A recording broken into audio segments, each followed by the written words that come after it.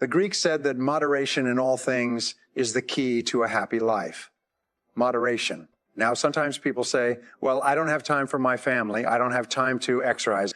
I don't have time for this and time for that. Whenever you find yourself getting out of sync with regard to balance, and especially when you feel that you don't have the time, is when you most need to stop and think. So here's the question to ask. What would I do if I only had 6 months to live? If you find yourself working too hard or not spending time in your relationship, not spending time with the people you care about and who care about you, ask yourself, what would I do if I only had 6 months to live? And if what you would do is spend more time with the important people in your life, the time to start spending that time is now. So what would you do if you had 6 months to live?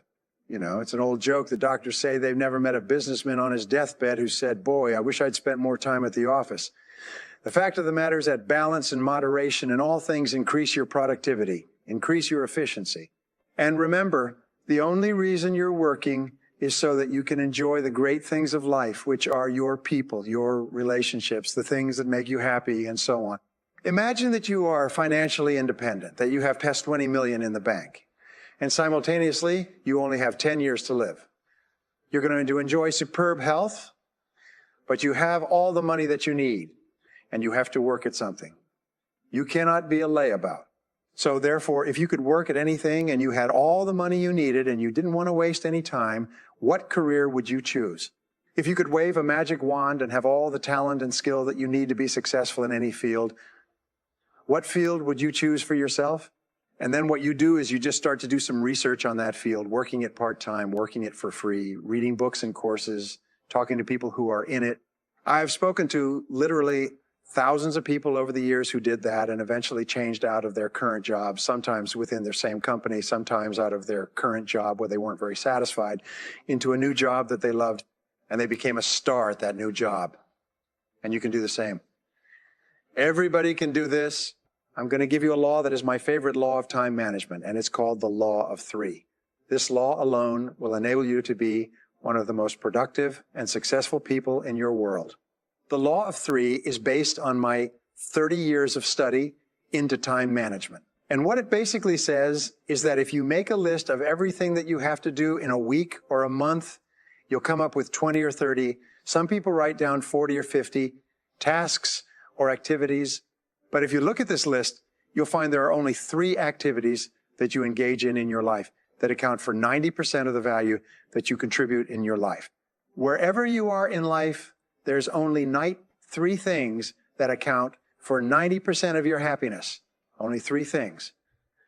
This law of 3 works everywhere, and it works for everyone. It works if you're a doctor, an investment banker, a salesperson, a business owner, or a student. Whatever there is, always 3. So what you do is you make a list of everything you do, and then you ask 3 questions. Question number 1 is, if I could only do one thing on this list all day long, which one activity would have the greatest positive impact on my life? Or you could say, I could only do one activity all day long, which one activity would help me to double my income faster than anything else? And that answer is usually pretty obvious. So you put a circle around there. And then you ask it again, if I could only do 2 things all day long, what would be the second most valuable thing that I could do? You go through your list and you'll come up with number 2. And then you ask the question the third time, if I would only do 3 things all day long, what would be number 3? And you circle it. Now, I put every one of my students through this exercise, and they're all astonished because in a few minutes they see clearly that these are the 3 most important things that they do in achieving their goals of health, wealth, and happiness.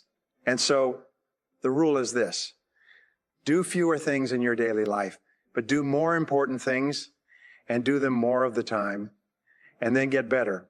Improve in each one of those areas. In your life, there's 3 things that you do that are more important than everything else, and these will change over time.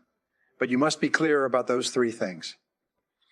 And if you start working on only those 3 things, you will double your productivity, performance, and output very quickly. If you can concentrate on the 3 most important things you do well, there's 4 requirements for you to make these techniques work for you. We call these the 4 Ds. The first D is desire. It's one you must have a burning desire to be effective at time management. The second D is decision. You must make a decision that you are going to become an expert in this subject. You are going to take this course. You're going to use these materials. You're going to practice them over and over again, because what we have found is, in the absence of a decision, nothing ever happens. You need a clear, unequivocal do or die, burn. The Bridges decision that this is a subject that you are going to master. The third D is discipline. You must discipline yourself to practice and repeat over and over again good time management techniques. In fact, we say that time management is self-discipline in action, and the ability to discipline yourself more than anything else is going to determine your success in life. And the fourth D, to become excellent in time management, is determination. You must have the ability to persist. You must have the determination to keep on keeping at it, on and at it, long enough until you become very, very good in this field. But I promise you this, the payoff is tremendous, because you see, time management is really life management. Everything that you do to improve the quality of your time management will improve and enhance every part of your life. You can even say it this way: the quality of your life is determined by the quality of your time management. The quality of your life will be determined by the way you use your time minute to minute, hour to hour, day to day, because your time is your life. In every single study of high-performing men and women, we find that intense result orientation goes hand in hand with big payoffs in life. You see, it's not how much time you put in or the activities that you engage in, or how sincere or how intelligent or competent or capable or anything else. It's only what you produce, the results that you get from the time that you put in, that counts in determining your rewards. Not only your psychic rewards, how good you feel about yourself, but your financial rewards. You're always paid in direct proportion to the quality and the quantity of the results that you produce. We call this the law of sowing and reaping, the law of cause and effect. The cause of everything that happens to you is your ability to get results. And the easier rewards, if you want to increase the quality and quantity of your rewards, you have to think all the time about increasing the quality and quantity of your results. Now, the second point is this. Most people are very unproductive. Most people cannot do a full day's work if their life depended upon it. In fact, every study that I've ever seen suggests that the average person works at only 50% of capacity. In fact, in most work environments, about 30% of all the work time is spent in socializing, gossiping, wasting time talking, chatting, hanging around the water fountain, reading the newspaper, drinking coffee, and so on. What does it mean to you? It means that the average person is working at 50% or less of capacity. There are tremendous opportunities for you if you'll do some of the things that we talk about to rapidly move ahead of other people. The starting point of getting things done is the quality of neatness. The quality of neatness means that you start with a clean desk and you end with a clean desk. You start with a clean briefcase and you end with a clean briefcase. You take the time to make sure that your entire working environment looks neat, professional, productive, and effective. Remember this. It's not just what you do, but it's the perception of other people of what you do that counts.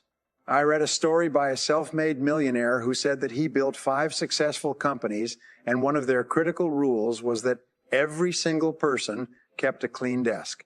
Now, the fourth key in getting things done is the importance of focus. Focus, which leads to clarity, and we talk about this over and over again. Focus means that you're absolutely clear about what you're trying to accomplish. Focus means that you're absolutely clear about your key result areas and why you're on the payroll. We say that fuzzy focus leads to fuzzy results. Clear focus leads to clear results. And this means that you take the time to think. You take the time to think through. Why am I on the payroll? What have I been hired to accomplish? What are my key result areas? What are my core functions? What are the 20% of the things that I do that account for 80% of my results? And so on. So the starting point in getting things done is focus and clarity. I call this it's like adjusting the camera all the time. So you keep your focus very, very clear. Well, the next key principle is concentration. Concentration is what you do is once you've decided on the most important idea to achieve your most important goal, then you have to concentrate single-mindedly on one thing until it's complete.